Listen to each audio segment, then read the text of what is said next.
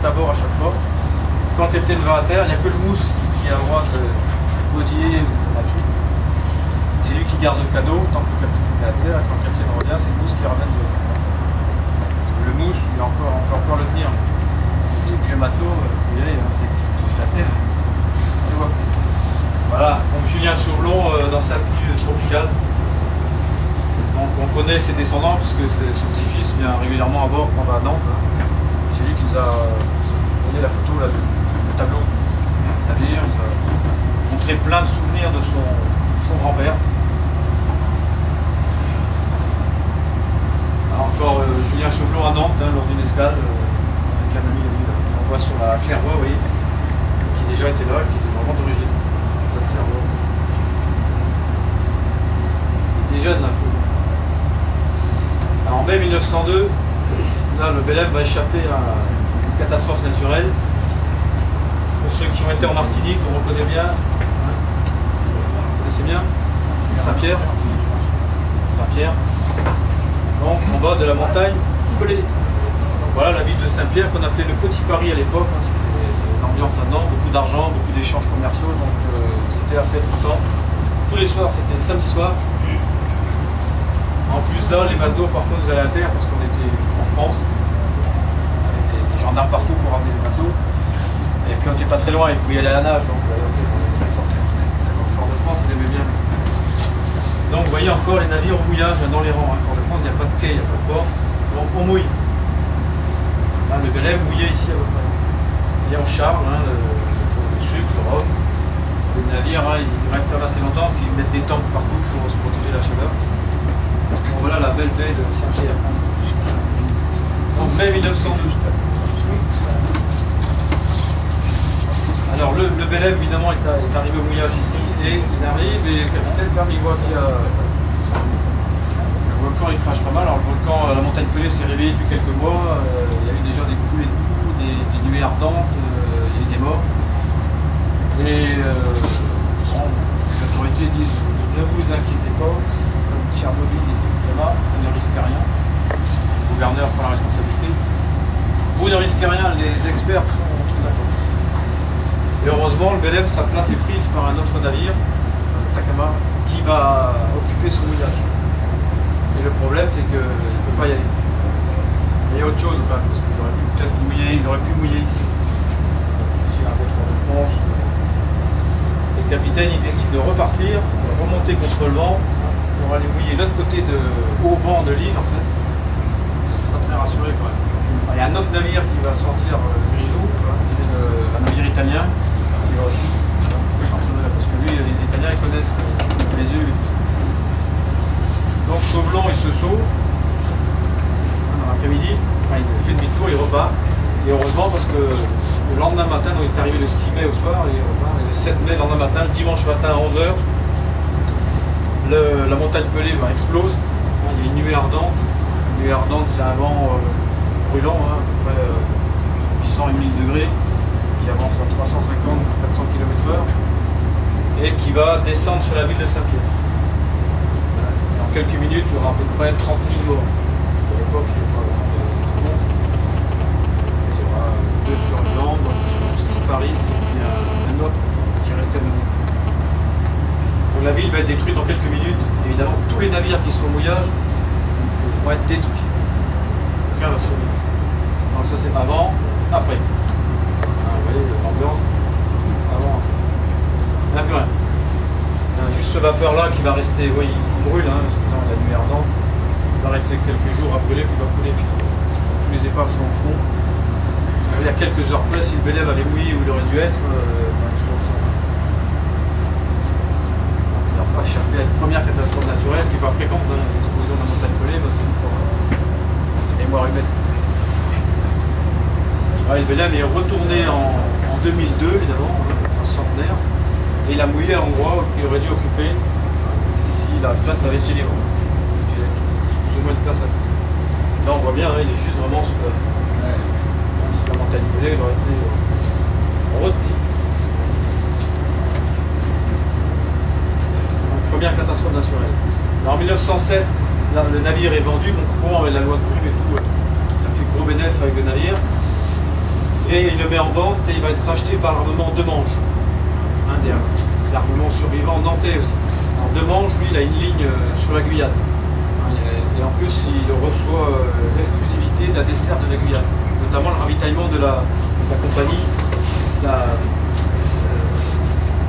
service administratif pour toute la colonie pénitentiaire de Guyane. Papillon et tout. Ah, il ne transporte pas des prisonniers, il transporte juste le matériel, les vivres. On voit que la Guyane, encore aujourd'hui, n'a pas d'usine. Le moindre clou est importé de France. Tout emmené. Donc le Belém va être racheté par Demange. Il va servir à ce transport. C'est la première fois qu'on voit les batteries, la peinture en batterie apparaître sur la coque. Une coque grise avec batterie noire.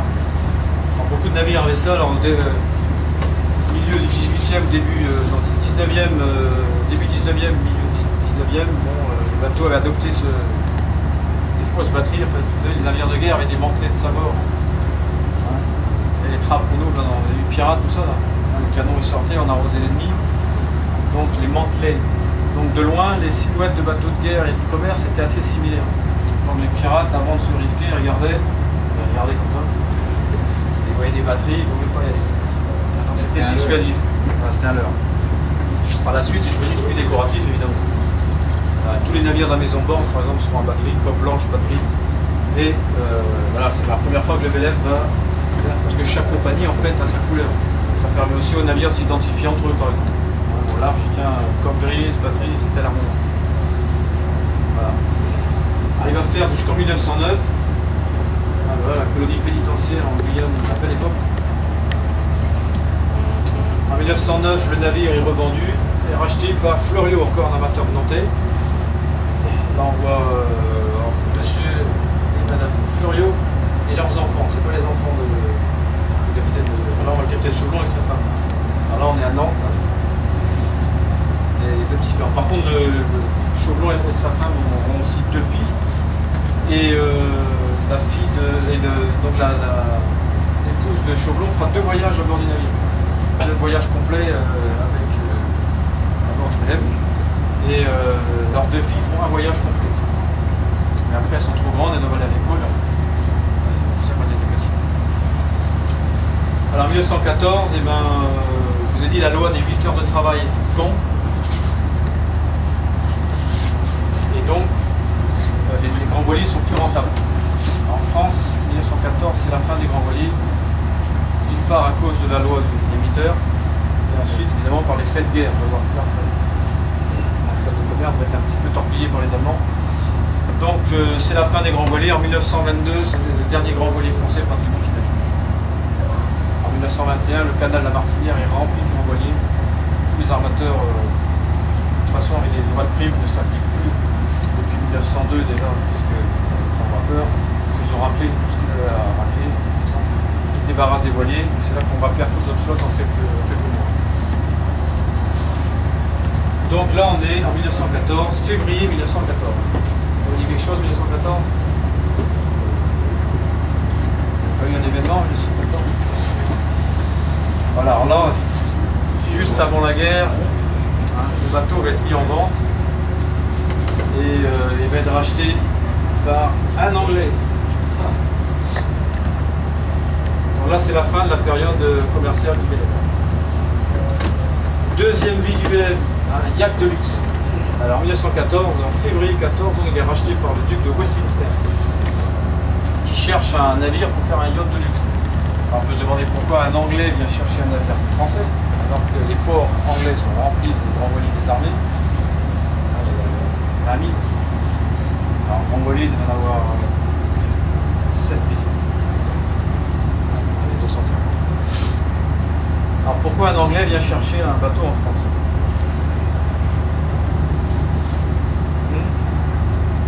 Bon, Westminster était assez francophile par les Français, il était souvent sur la Côte d'Azur, de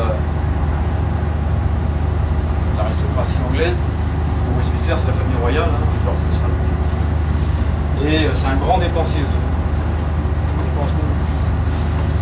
Bon, et donc il a des attaches en France, il est francophile, et puis il cherche un navire certaine taille pour faire yacht de luxe. Alors, les grands voiliers, je vous ai dit, hein, les Caporni, enfin, les grands voiliers en général, les 3 mâts étaient beaucoup plus grands que le Belem. C'est à peu près 81 mètres de long.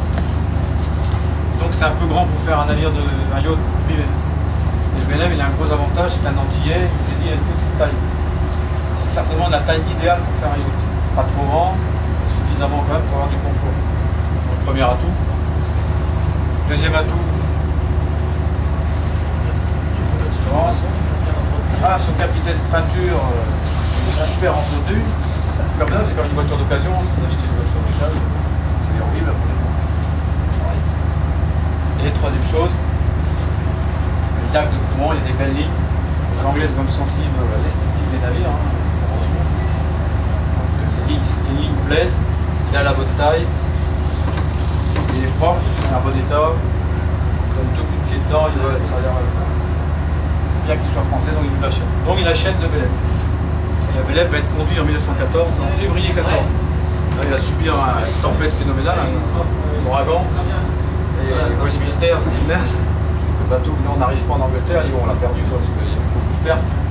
Mais le Belem a survécu une fois de plus et il arrive en Angleterre. Alors voilà le duc de Westminster, grand dépensier, devant l'éternel. Et bon, c'est lui qui a sauvé le Belem, parce que s'il n'avait pas racheté le Belem, il aurait été mis à la ferraille comme tous les navires d'époque, tous les grands voiliers sont partis à la ferraille. On n'est pas l'état d'âme, hein. C'était le passé, c'était les navires qui ne servaient plus à rien, on les a démolis. Les cargos, hein. Aujourd'hui on démolit des vieux cargos tous les jours, parce que vous avez vu des gens avec des pancartes, bon, on ne se mobilise pas. Hein. À l'époque c'est pareil, pas d'état d'âme. On coupe. Et donc le Belem va être sauvé par Westminster. Westminster, lui, il va engloutir les fortunes pour retaper le navire. Il va transformer ce cargo en yacht de luxe. Donc il va d'abord le motoriser. Alors, les travaux vont commencer en 1917, parce qu'évidemment, hein, 1914, tout va bien, et puis après, ça se dégrade à la fin de l'année. Hein, il y a une guerre.